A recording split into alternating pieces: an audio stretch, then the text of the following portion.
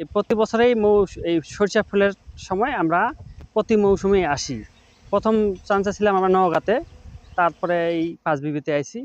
আশা করি প্রথম চান্সে আবহাওয়া খারাপ ছিল, একটু প্রথম চান্সে একটু ব্যবসা খারাপ হয়েছে, দ্বিতীয় রাউন্ডে বর্তমানে এখন আবহাওয়া ভালো, আশা করা যায় রেজাল্ট ভালো হবে। আমার তো বাড়ি হলো দিনাজপুর। দিনাজপুর থেকে আইছি এখন পাঁচবিবি।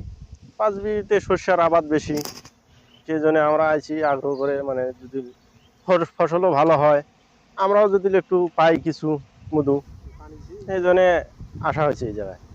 এখানে বক্স আছে 200।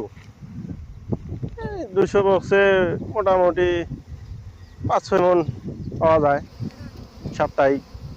বিভিন্ন জায়গায় যায়, না ঢাকায় যায়, রাজশাহী যায়, মানে যে ডিলারের মাধ্যমে যায়। তো আমরা ডিলারকে দিই, ডিলার এখন কোথায় কোথায় পাঠায়। এখন খুচরা বেচতেছি এখানে 500। এখন পাইকারি হিসাব, এখন পাইকারি এবার তো দাম নাই পাইকারি। পাইকারি চলতেছে 11,000 12,000। আমরা গরিব মানুষ হিসাবে তো আমরা কতটুকু করতে পারতেছি না, খামারটাও যে বড় করবো করতে পারতেছি না। আমরা এখানে প্রত্যেক বছর নেয় এখানে আবার সরিষা মাঠে বক্স স্থাপন করছি। তো এখানে আমাদের অনেক টাকা আমরা এখানে ইনভেস্ট করেছি, ঠিক আছে। যার কারণে আমরা পাইকারি এখানে আমরা যদি বিক্রি করতে চাই, সেক্ষেত্রে পাইকারি অনেক কাস্টমার খুঁজে পাওয়া যায় না, ঠিক আছে। এবং পাইকারি যদি আমরা সেল করতে যাই, এটা যদি কোনো পার্টির কাছে যাই, তারা অল্প দামে এই মধুগুলো কেনে, যার কারণে আমরা প্রত্যেক বছর ক্ষতির সম্মুখীন হতেছি, ঠিক আছে। যদি সরকারিভাবে কোনো আমাদের এই মৌ খামারিদের পদক্ষেপ নিত, আমাদের এই উত্তরবঙ্গে এগুলো যদি কেনার ব্যবস্থা করতো, তাহলে আমরা অর্থনৈতিকভাবে একটু হলেও স্বাবলম্বী হইতে পারতাম। এখানে অরিজিনাল মধু পাচ্ছি বাসার জন্য, একদম অথেন্টিক, এই জন্য নিয়ে নিলাম হাফ কেজি মধু। আবার লাগলে আবারও নিব, যেহেতু এখন সরিষা ফুলের মৌসুম চলতেছে। এখানে আসছি মধু নেওয়ার জন্য।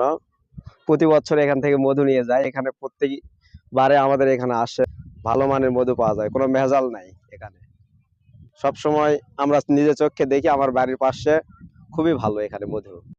বছর 5 বিবি উপজেলায় সরিষার উৎপাদন ছিল 5,725 হেক্টর জমিতে। এবছর আমাদের সরিষা লাগানো হয়েছে 7,140 হেক্টর জমিতে, যা আমাদের লক্ষ্যমাত্রা অর্জনের প্রায় কাছাকাছি।